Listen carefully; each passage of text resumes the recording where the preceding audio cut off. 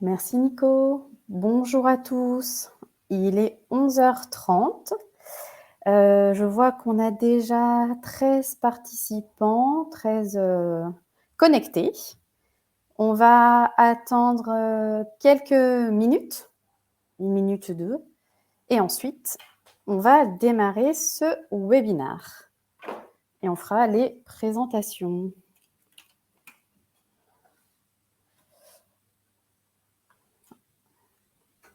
Bonjour à tous. Bonjour, bonjour. Vous pouvez nous dire bonjour effectivement dans le chat. Comme ça, vous voyez que ça marche bien. Bonjour. Ouais. Bonjour Patrice. Bonjour Gégé. Bonjour Thomas. Bonjour Nour. On a une équipe de supporters en fait.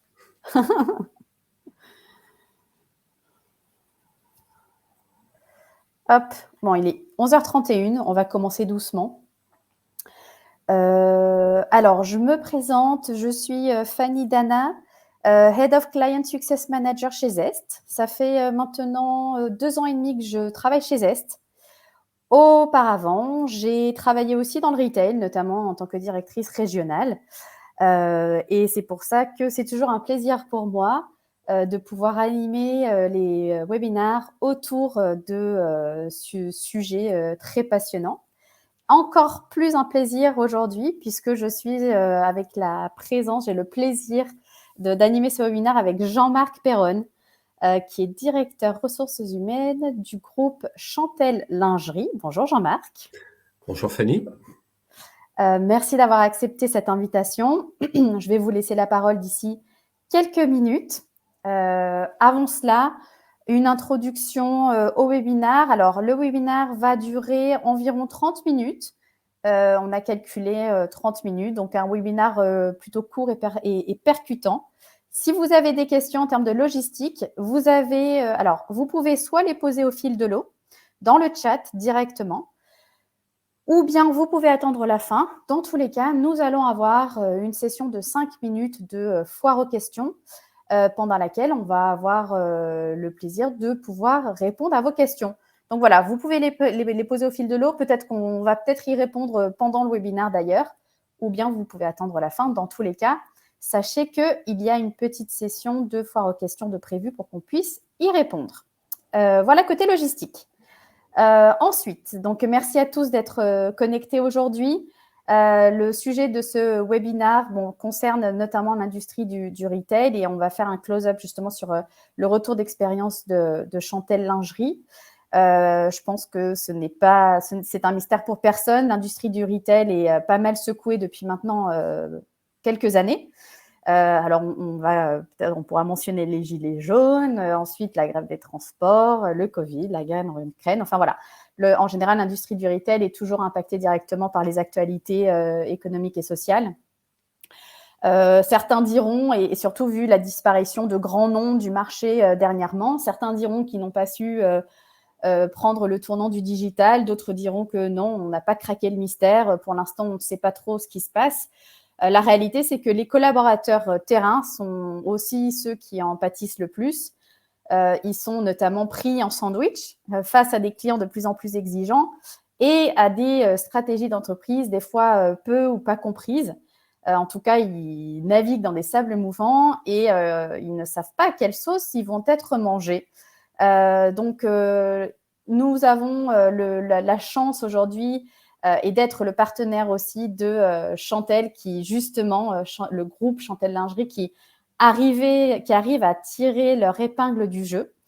Donc, Jean-Marc, est-ce que vous pouvez, s'il vous plaît, nous présenter déjà ce que vous faites chez Chantel et notamment cette culture de la transparence que vous avez adoptée et qui a bien entendu aussi un impact sur votre transformation, sur votre démarche, on va dire, de transformation et d'innovation. Je vous laisse la parole.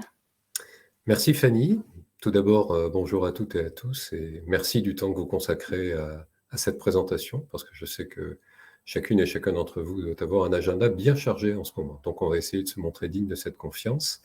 Donc je m'appelle Jean-Marc Perronne, j'ai la chance de diriger les ressources humaines du groupe Chantel depuis bientôt 13 ans et auparavant j'ai fait toute ma carrière dans l'industrie agroalimentaire. Donc, ça c'est pour me présenter rapidement.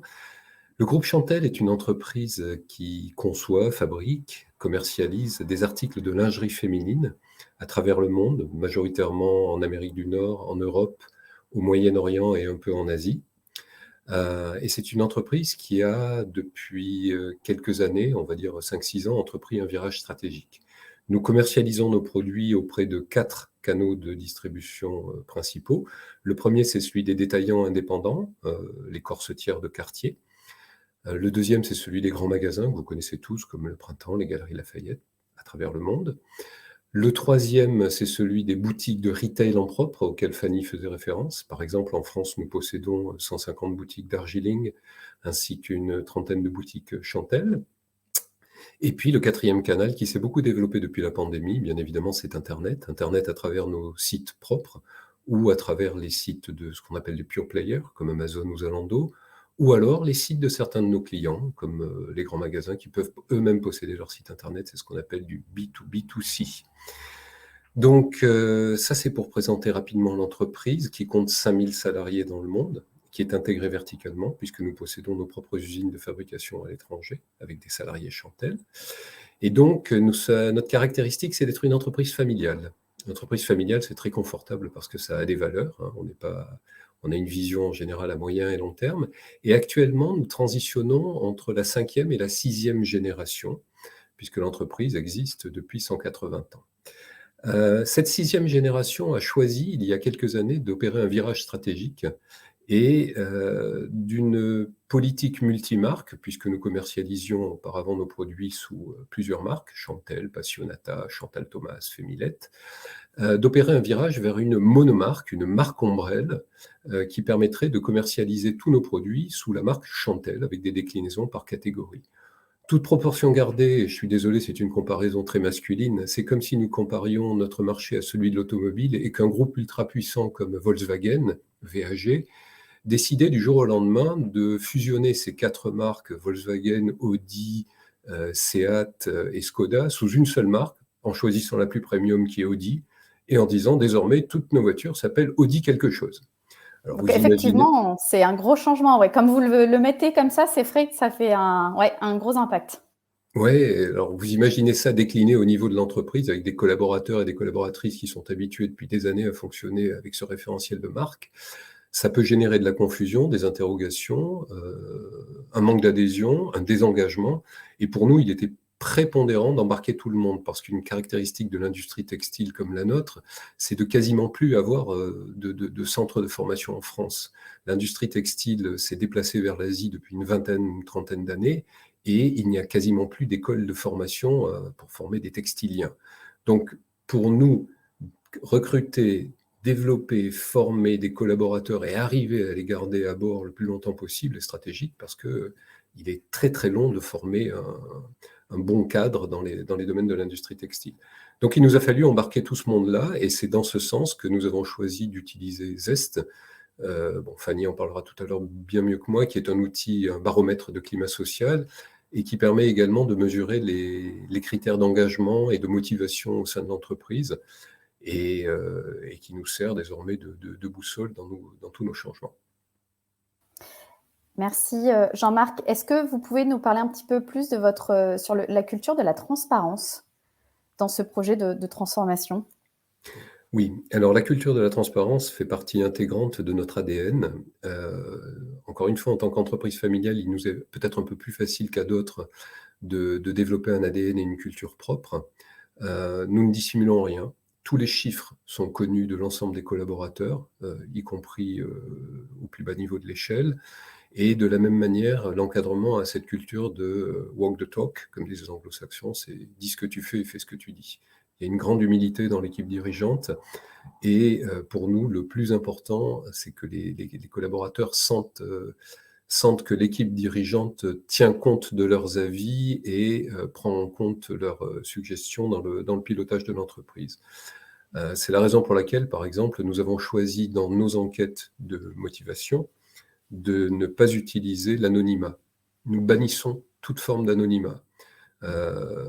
C'est un choix osé, c'est un choix risqué, parce que quelque part, ça veut dire que chaque personne, lorsqu'elle répond aux enquêtes d'opinion, sait que sa réponse va être lue et qu'on saura que c'est elle qui est à l'origine de la réponse. Mais quelque part, ça nous permet de garder un lien fort avec nos collaborateurs parce que on se met beaucoup de pression aussi sur les épaules au niveau de l'équipe dirigeante parce que ça nous oblige derrière à répondre avec autant de transparence aux questions et aux remarques qui ont été remontées par le biais de ces enquêtes. Je profite de cette transition, super. Effectivement, c'est un choix qui est très, très audacieux, hein, cette transparence, parce que je pense qu'il y a peu d'entreprises qui peuvent se vanter de dire qu'elles partagent tous ces résultats sur toute la ligne des collaborateurs. Alors, pour donner un petit peu plus d'informations aux auditeurs sur le partenariat Zest Chantel, qui existe depuis 2018. Donc, vous faites partie de nos clients historiques. Vous avez déployé en plusieurs phases. Vous avez d'abord déployé sur le siège. Ensuite, vous avez intégré justement le wholesale et le réseau. Vous êtes principalement sur le pilier écouter, donc vous venez juste d'en parler en fait. Pour ceux qui ne nous connaissent pas, on est une plateforme digitale et on est construit autour de 4 piliers. On a le pilier écouter, le pilier réussir, le pilier partager et le pilier piloter. Donc dans le cas de Chantel, vous êtes exclusivement sur le pilier écouter. Et sous le pilier écouter, on a plusieurs fonctionnalités. Alors on va avoir l'humeur pour le pilotage de l'humeur de manière macro et micro. On va voir les sondages, justement, que vous utilisez, notamment dans le cadre du baromètre annuel, sur une population, on va dire, que vous accompagnez un petit peu plus, hein, les populations de terrain. Pour les populations plus autonomes, comme les managers ou le siège, vous utilisez plutôt l'engagomètre. Alors, l'engagomètre, c'est notre sondage baromètre sur l'engagement, qui est clé en main. Donc, au niveau de la construction, voilà, déjà très préconfiguré. Et au niveau de la restitution aussi, clé en main, c'est pour ça que vous l'envoyez sur vos managers et vos populations plus autonomes, puisqu'ils peuvent naviguer directement dans les résultats. Et autre particularité, c'est qu'à chaque fois que vous envoyez ce baromètre annuel, vous l'accompagnez de notre fonctionnalité levier de motivation, que vous avez très bien décrit tout à l'heure. C'est un sondage hyper simple, 2 questions. Première question, vous demandez aux collaborateurs de choisir quels sont les leviers qui les motivent le plus à aller travailler.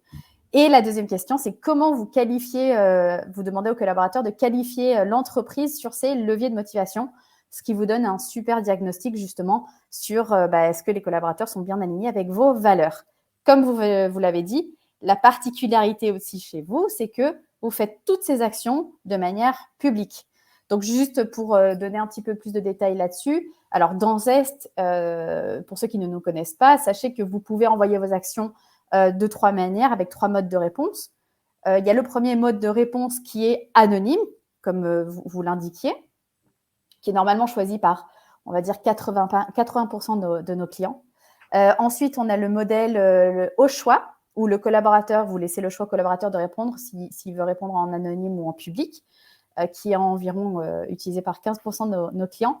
Et ensuite, vous avez le mode public, comme c'est le choix de Chantel, où le collaborateur sait que, bien entendu, ces réponses sont publiques avec le nom et le prénom, ce qui permet, bien entendu, de faire une traçabilité et de pouvoir appliquer des plans d'action de manière beaucoup plus précise. Et c'est utilisé environ sur 5% de nos clients. Je pense que la question que tout le monde se pose, est-ce que cela a un impact sur la participation, sur le taux de réponse? Alors, dans le cas de Chantel, je dirais que c'est un impact positif, presque, parce que vous avez une super moyenne, une super participation moyenne sur vos populations sièges de 75%. Et je pense que nombre d'entreprises qui envoient en mode anonyme voudraient avoir ce 75%. Vous y arrivez en mode public. Donc, comme quoi, voilà, l'impact est aussi positif. Et aussi, côté terrain, normalement, on a une participation qui est environ de 45-50%. Là, ici, vous êtes sur du 66%. Donc, c'est quand même très, très beau. Côté aussi participation terrain, avec un mode de réponse en public. Donc, oui. Merci Fanny. Ça me permet de répondre en même temps à la question de Roselyne Tirel qui vient d'apparaître dans le chat. Les équipes Chantel étaient habituées par le passé à avoir des questionnaires. Alors, c'était un petit peu plus sporadique, c'était une fois de temps en temps, et ça se passait sous forme de sondages de type Great Place to Work ou Gallup, par exemple, si vous connaissez ces outils nord-américains. qui sont des batteries extrêmement standardisées dans lesquelles il est impossible d'adapter les questions à la réalité de votre entreprise. Et ça me permet de faire une parenthèse qui justifie le choix de Zest à l'époque. Je ne suis pas là pour faire de la pub pour Zest, hein, mais si on les a choisis, c'est parce que nous, en tant qu'RH, on voulait vraiment travailler la batterie de questions pour être au plus près des interrogations de nos collaborateurs dans le cadre du virage stratégique dont je vous ai parlé tout à l'heure. Donc, à l'époque, les collaborateurs de Chantel, avant qu'on mette en place Zest, avaient l'habitude, on va dire tous les 2 ans à peu près, d'être sondés sur des batteries assez standardisées. Et le fait de passer et ils étaient anonymes, bien évidemment, et le fait de passer de l'anonymat au non-anonymat, finalement, a augmenté le taux de réponse, paradoxalement, mais j'attribue ça également à la pertinence de la batterie de questions qui était plus proche des réalités du quotidien. Pour vous donner un ordre d'idée, parce que quand on parle de questions, il faut donner des exemples, on va aller mesurer la relation avec le manager. Est-ce que mon manager m'apporte suffisamment d'écoute au quotidien? Est-ce que je suis satisfait de la façon dont mon manager me fait grandir? Est-ce que j'ai l'impression que mes avis comptent à l'intérieur de l'équipe? Est-ce que mes objectifs sont en lien avec la stratégie de l'entreprise? Est-ce que je suis satisfait de ma rémunération? Est-ce que la politique de formation de l'entreprise me permet de répondre aux problématiques de mon quotidien, etc., etc., etc. Donc, ce sont des questions très précises, très engageantes, dans lesquelles les collaborateurs sont obligés de donner un avis réellement motivé. On a bien évidemment, au départ, quand on a lancé ce mode non anonyme, dû ramer avec l'équipe RH pour convaincre tout le monde qu'il fallait aller dans cette direction-là, parce que l'anonymat, c'est pratique, c'est la machine à café, ça protège tout le monde, ça on le sait. Et le non-anonymat, c'est une forme de courage mutuel, hein, dans celui qui émet un avis et celui qui le reçoit. Parce que quand on est manager et qu'on reçoit une moyenne de 2 sur 5, par exemple, en notes, croyez-moi que ça ne fait pas très plaisir. Et ça nécessite pour l'équipe RH un gros travail en amont de conviction, un gros travail pendant pour l'accompagnement, et puis surtout après, lors du dépouillement des résultats, pour créer la restitution adéquate et puis ensuite aider les managers à faire les plans d'action correspondants. Exactement. Merci pour cette question, parce que c'était exactement la transition qu'on voulait aborder, justement, cette transparence qui ne s'est pas faite du jour au lendemain. Effectivement, elle a été step by step. Vous avez énormément accompagné les managers, en fait. Dans ce cas-là, c'est vrai que les managers sont en général les premiers directement touchés par ce mode de réponse en public. Est-ce que vous pouvez nous parler un petit peu plus de votre méthode en termes de plan d'action, justement, parce que je pense que c'est des exemples très pratico-pratiques. Hein, donc, Oui. Alors, juste une petite transition avant de répondre. Oui, la culture de la transparence, pour terminer là-dessus, n'est pas dans l'ADN français. Moi, j'ai travaillé dans des groupes anglo-saxons dans lesquels on dit souvent « feedback is a gift ». C'est pas du tout français. Pour un manager français qui a l'habitude de la pyramide du pouvoir dans lequel celui qui est assis tout en haut détient l'information et est souverain dans le choix des décisions de son équipe, le fait d'inverser la pyramide et donner la voix à ses collaborateurs sur un principe bottom-up, c'est pas du tout dans les gènes. Donc ça nécessite énormément d'accompagnement et c'est la raison pour laquelle, si dans vos entreprises, vous osez aller vers la transparence, il vous faudra y aller vraiment step by step, hein, parce que les managers sont au départ soit hostiles, soit fragilisés par le processus. Donc il faut les accompagner, il faut avoir une équipe RH qui soit vraiment sur le pont pour leur tenir la main pendant les premières années. Et pour répondre à votre question sur les plans d'action, Fanny, nous, on a 2 types de plans d'action. On a un plan d'action transversal qui est société, parce que suite à chaque étude et chaque prise de température, eh bien, il y a des sujets transversaux, comme par exemple la formation, la gestion des carrières ou la rémunération, pour citer les plus transversaux qui apparaissent et qui ne peuvent pas être pris en charge au niveau de l'équipe et au niveau du manager, qui là font l'objet d'un plan d'action vraiment société, piloté 9 fois sur 10 par l'équipe RH, parce que ce sont des sujets transversaux RH. Et puis, vous avez des plans d'action beaucoup plus locaux, et là, on va au plus près de l'équipe, on aide les managers à faire le débrief, on les aide dans les réunions de débriefing, parce que chaque enquête fait l'objet d'un débriefing par service. Donc, on les aide à la fois analyser les résultats en public, avec leurs collaborateurs, en équipe, et puis à déterminer quels sont les objectifs prioritaires qui doivent faire l'objet du plan d'action qui va être mis en place pour la période avant la prochaine enquête. Et quelque part, le plus difficile dans ce processus, c'est pas tellement de courir le risque d'être transparent, c'est surtout d'arriver à maintenir dans le temps de la crédibilité sur les plans d'action. Ça, c'est le plus important, parce qu'un collaborateur peut se lasser s'il a l'impression que, répondant année après année à chaque enquête, rien ne change. Donc le plan d'action engage la crédibilité à la fois de l'employeur quand c'est un plan d'action transversal et du manager lorsqu'il s'agit d'un plan d'action d'équipe. Exactement, et ça, c'est aussi les retours que l'on fait et qu'on accompagne nos clients quand on fait des lancements de baromètres annuels. On sait très bien que l'énergie, quand on fait cette démarche pour la première fois, l'énergie est au lancement. Voilà, comment est-ce que je vais construire mon sondage? Est-ce que je vais pouvoir poser les questions les plus pertinentes qui vont me permettre d'analyser? Comment je vais communiquer à mes collaborateurs sur ce lancement pour justement booster et avoir la meilleure participation. Et malheureusement, des fois, on oublie un peu le après, comment on va analyser et comment on va faire les plans d'action. Donc, ça fait partie de nos priorités de vous accompagner, la team Client Success, de vous accompagner aussi sur la partie du après plan d'action et aussi de faire ce pilotage du plan d'action qui peut aussi être fait directement dans Zest pour donner de la visibilité. Parfois, les plans d'action sont extrêmement simples. Il ne faut pas imaginer que ce sont des processus extrêmement structurés, très sophistiqués. Il faut rester extrêmement pragmatique, avoir beaucoup d'humilité, se mettre à la place du manager, comprendre les problématiques de l'équipe. Parfois, c'est des questions d'affectation de tâches, c'est des questions de fréquence de réunion ou de partage d'informations au niveau du service. Ce sont souvent des petites choses toutes bêtes qui permettent d'améliorer l'engagement des collaborateurs au plus proche j'allais dire, de l'atelier, du terrain, du magasin, de la boutique ou du service si on est dans une fonction SAGE. Exactement. On essaye de conseiller la méthode SMART, voilà, des objectifs qui sont atteignables, mesurables dans le temps.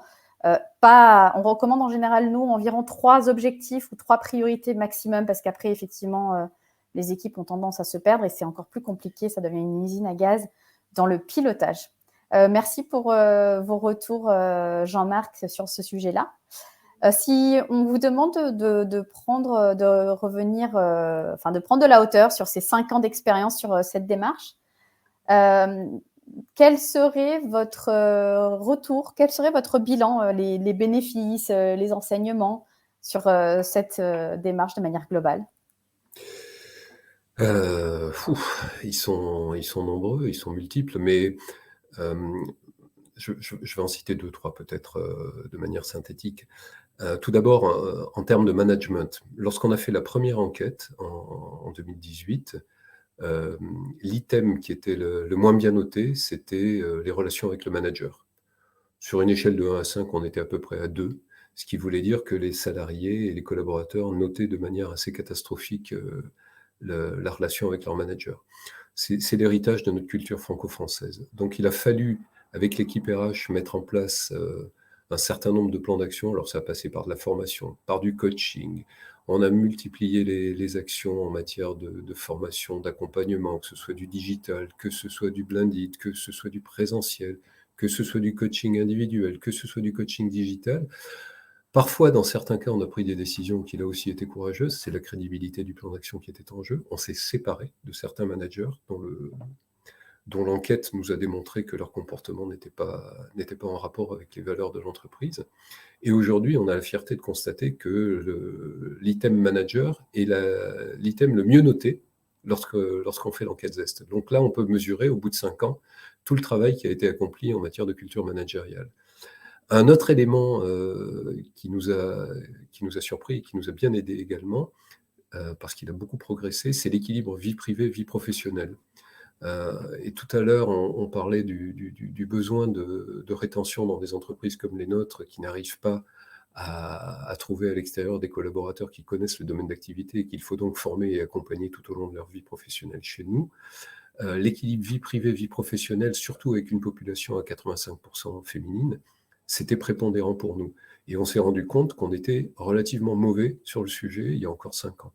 Et aujourd'hui, on est content de constater que même si tout n'est pas parfait, on a vraiment beaucoup progressé sur le sujet. Ça nous a aidé, par exemple, au siège social, à mettre en place le télétravail le lundi et le vendredi. On doit être une des seules entreprises à Paris à faire du télétravail 2 jours par semaine, mais le lundi et le vendredi. en faisant exprès de prendre le contre-pied de ce que font les autres, et en permettant à nos collaborateurs d'avoir un équilibre vie privée, vie pro qui, là, est beaucoup facilité par cette orientation télétravail. Ouais, Travailler effectivement, sur les charges de travail, sur les outils, enfin sur énormément de choses. ouais, effectivement, sur ce sujet-là, le télétravail, c'est vrai que c'est plutôt l'inverse, hein, effectivement. Alors, on a une question de Patrice à propos du timing. Lancez-vous vos enquêtes plusieurs fois par an? Si oui, à quel rythme? Y a-t-il des thèmes différents ou des populations différentes?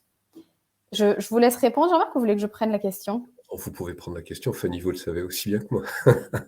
Ouais, alors je réponds et après, en fait, je vous rends la main. Comme ça, vous allez pouvoir peut-être rebondir. Alors, vous aviez, à une époque, vous étiez sur 2 par an au tout début.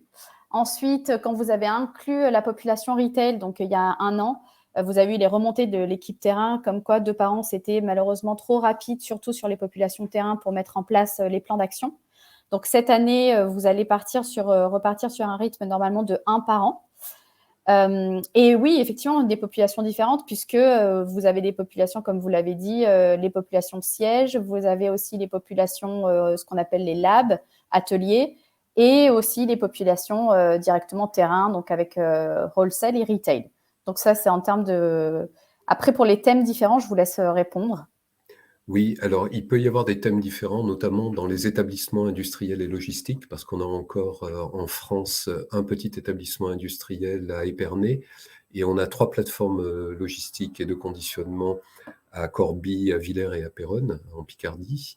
Et là, effectivement, on adapte à la population le questionnement, parce qu'on ne peut pas avoir des types de questions et des batteries de questions similaires à celles du siège social, par exemple. La volonté de l'entreprise, c'est vraiment de coller au plus près du terrain et d'être le plus proche possible des collaborateurs pour justement faire remonter les vrais problèmes. Et en termes de timing, par contre, vous faites par même moment pour tout le monde. Ben, je pense que ça, c'est aussi quelque chose qui est important et qu'on recommande fortement dans Zest, c'est que déjà, pour un côté administratif, c'est quand même beaucoup plus simple de le faire au même moment pour tout le monde. Mais il faut coller aussi aux réalités terrain. Hein. Dans le retail, c'est sûr qu'il y a des époques, il faut absolument pas, et j'imagine aussi dans la fabrication, hein, il y a des époques, il faut absolument pas envoyer de sondage parce qu'ils sont très concentrés sur la partie opérationnelle. Il y a aussi nous, en tant que Zest, on recommande le fait de tout de même, alors effectivement, il faut adapter aux réalités des populations et en même temps garder quand même un tronc commun pour que vous puissiez aussi comparer les populations entre elles sur des sujets qui doivent être communs et qu'il n'y ait pas cette inégalité de traitement qui, malheureusement, des fois, dans le retail, c'est souvent le cas. Pour avoir travaillé dans différentes entreprises du retail, c'est vrai que les populations sièges, déjà, des fois, sont beaucoup plus favorisées sur certaines conditions que les populations terrain ne le sont pas. Alors, je parle du retail, mais c'est pareil pour l'industrie ou c'est pareil pour un autre secteur. Donc, voilà, on recommande quand même fortement de garder un tronc commun pour qu'il y ait quand même des choses comparables. Oui, alors après, il y a une petite astuce sur le timing, ça va en faire sourire beaucoup, mais il y a des processus structurants à l'intérieur d'une entreprise, et le processus le plus structurant qu'on trouve à l'intérieur d'une entreprise en France, c'est l'établissement du budget annuel. Hein, le budget de l'entreprise et le budget de chaque service. Donc moi, comme petite astuce, ce que je vous conseille de faire, c'est de caler vos études et vos enquêtes de façon à ce que la restitution des résultats se fasse à peu près 2 mois avant l'établissement du processus budgétaire. Parce que comme ça, vous n'aurez pas de responsable de département qui va vous dire « Ah oui, tu as raison, il faut mettre en place un plan d'action, mais c'est con, j'ai plus de sous parce que le budget est passé et j'ai pas prévu ça dans mon budget annuel. » Donc, excusez-moi du petit truc pratique, mais Ah non, c'est top. ça marche souvent comme ça. C'est génial. Non, mais même pour nous, hein, c'est top. Ça, c'est un super tip. Bon, on va le mettre aussi dans nos recommandations. Super. Merci pour votre question, Patrice. J'espère qu'on y a répondu. Donc, apparemment, je pense que oui. En conclusion, avant de passer à la partie questions-réponses, est-ce que... alors voilà, bon, on n'est pas trop chauvin non plus, mais bon, est-ce que comment Zest a contribué à cette transformation pour que justement les personnes qui sont connectées puissent déjà aussi comprendre un peu comment Zest vous a accompagné là-dedans et puis bon, comment on a contribué à cette transformation? Zest nous a surtout aidé à ne perdre personne en route parce que dans ce virage stratégique, hein, souvenez-vous de la comparaison avec Audi tout à l'heure, c'est pas facile de garder tout le monde aligné derrière les objectifs, surtout quand vous faites un virage à 360 degrés comme ça au niveau de notre culture d'entreprise. Et ça nous a surtout aidé comme disent les anglo-saxons, keep finger on the pulse, hein, d'être le plus proche possible des réalités du terrain, de pouvoir intervenir immédiatement si on sentait que tel ou tel département pouvait être un petit peu à la traîne. Comme on l'a dit tout à l'heure, ça nous a permis de garantir désormais une cohérence de traitement et d'équité de traitement dans la totalité des établissements où nous opérons, parce que si nous avions autant de problèmes managériaux il y a 5 ans, c'est parce qu'on avait des disparités de traitement d'un établissement à un autre, d'un magasin à un autre ou d'un service à un autre au siège social. Et avec des baromètres de questions de ce type-là, vous arrivez très très vite à isoler les endroits sur lesquels il faut agir.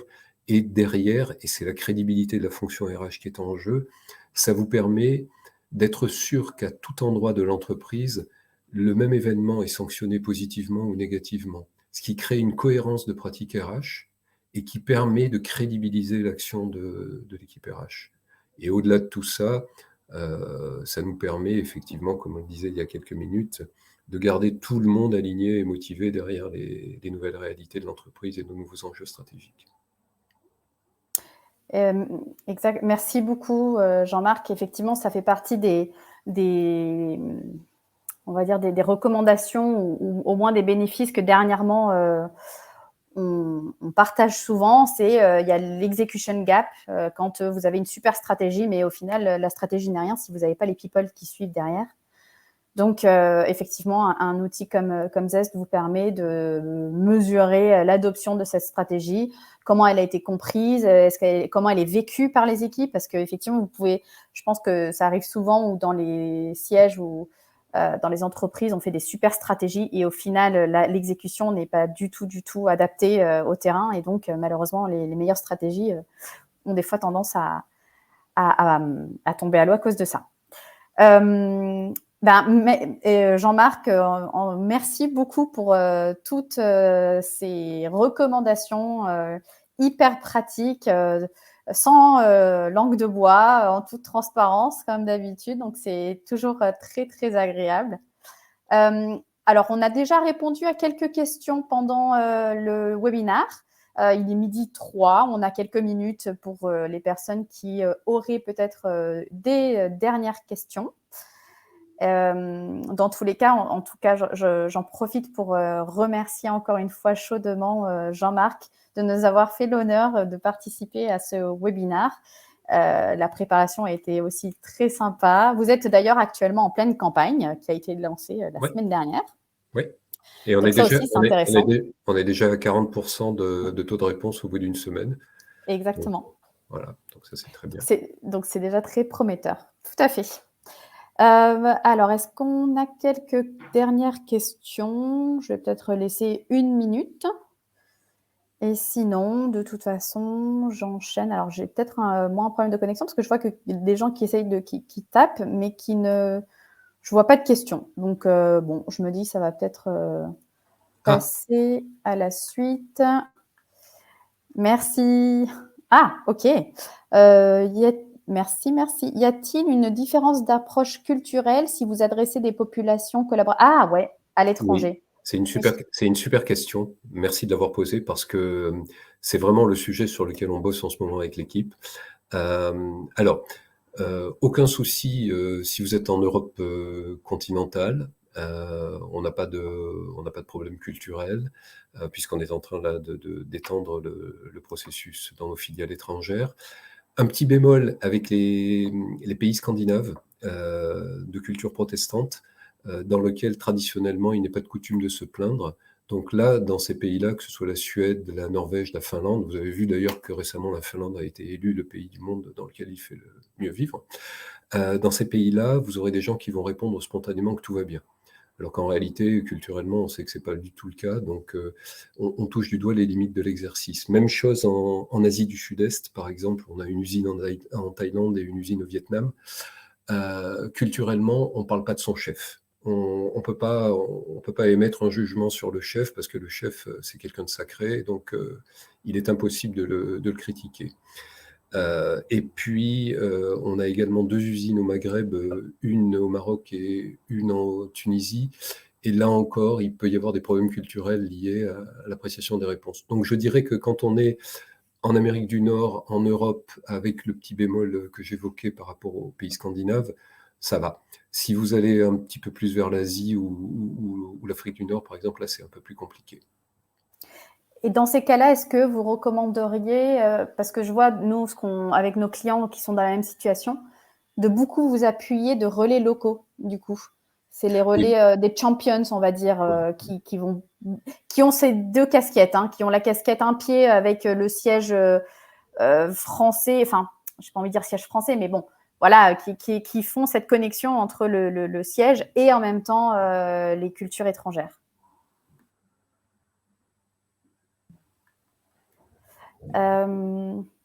Donc, ouais, le rôle du relais RH, effectivement, local, on va dire, qui a cette double casquette, qui va très bien connaître aussi la culture et toujours en transparence et qui va pouvoir justement encore mieux adapter la partie analyse et aussi plan d'action. Super question, ouais. Ouais, très très bonne question. Vous vouliez rajouter quelque chose, Jean-Marc? Oui, alors, c'est peut-être une anecdote, ça peut vous servir d'anecdote de fin. Les anglo-saxons et notamment les Américains sont ceux qui poussent le processus d'enquête d'engagement le plus loin. Moi, c'est avec eux que j'ai appris, hein, quand j'étais dans un groupe américain il y a quelques années. Et pour vous donner un ordre d'idée, en tant que membre du comité exécutif, donc j'avais un bonus et mon bonus était découpé en 2. J'avais la moitié de mon bonus qui était basé sur les résultats, donc sur les l'EBITDA de l'entreprise, ce qui est logique. Et l'autre partie variable était donc l'autre moitié de mon bonus était basée sur la note de l'enquête de satisfaction qui était faite au niveau de mon équipe. Donc, si j'étais un bon manager et que j'étais noté 4 sur 5 par mes collaborateurs, j'avais un meilleur bonus. Bon, là, on pousse vraiment, vraiment, vraiment le bouchon un peu loin, notamment dans une culture comme la culture française. Mais pour des anglo-saxons, pour des Américains, c'est tout à fait normal. Donc, Alors, c'est très rigolo parce que, juste pour rebondir derrière là-dessus, donc en tant que Head of Client Success Manager, effectivement, c'est un peu une création de poste dans Zest et c'est un poste en soi qui est très américain puisque ça vient des éditeurs logiciels, les gros éditeurs logiciels américains et anglo-saxons. Et en fait, je regardais justement quelles sont les métriques pour mesurer le poste de Head of Client Success et j'ai trouvé la moitié pareil que vous, très résultat, result oriented, bien sûr. Et ensuite, cette partie management, montée en compétence des équipes, relation avec le manager, etc. Donc, c'est effectivement, j'étais étonnée, mais en même temps, je trouve ça complètement naturel et je pense que petit à petit, on est en train d'aller vers là, au final, parce que c'est du people, quoi. Donc, merci pour cette anecdote, Jean-Marc. Merci vraiment pour toutes les bonnes pratiques que vous nous avez partagées. Avant de nous quitter, je voulais juste quelques minutes pour vous représenter Zest pour ceux qui ne connaissent pas. Zest, on est du coup effectivement une plateforme digitale qui aide les managers et les RH à rendre leurs entreprises plus épanouissantes et performantes. Alors, on a 4 piliers, comme je vous le disais tout à l'heure. On a le pilier écouter, le pilier performe, le pilier partagé et le petit dernier pilier qui s'appelle piloter. Pour nos prochains rendez-vous, vous allez recevoir l'invitation. On va participer aux 24 heures RH.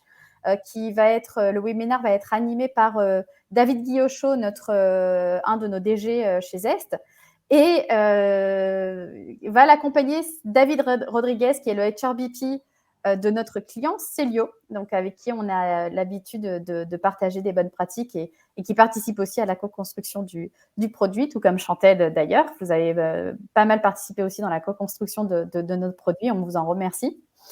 Et on va aussi avoir, donc pour les personnes qui font déjà partie de nos clients, un autre webinaire le 25 avril sur Zest et la responsabilité sociale des entreprises. Un sujet brûlant aussi. On parle beaucoup de l'engagement des collaborateurs et en fait, ça fait partie c'est chapeauté dans certaines entreprises par la responsabilité sociétale des entreprises, donc ce qu'on appelle la mise en place de politiques RSE. Encore une fois, merci à tous d'avoir participé, de vous être connectés. Je remercie encore chaudement Jean-Marc d'avoir accepté cette invitation et de nous avoir partagé ces bonnes pratiques.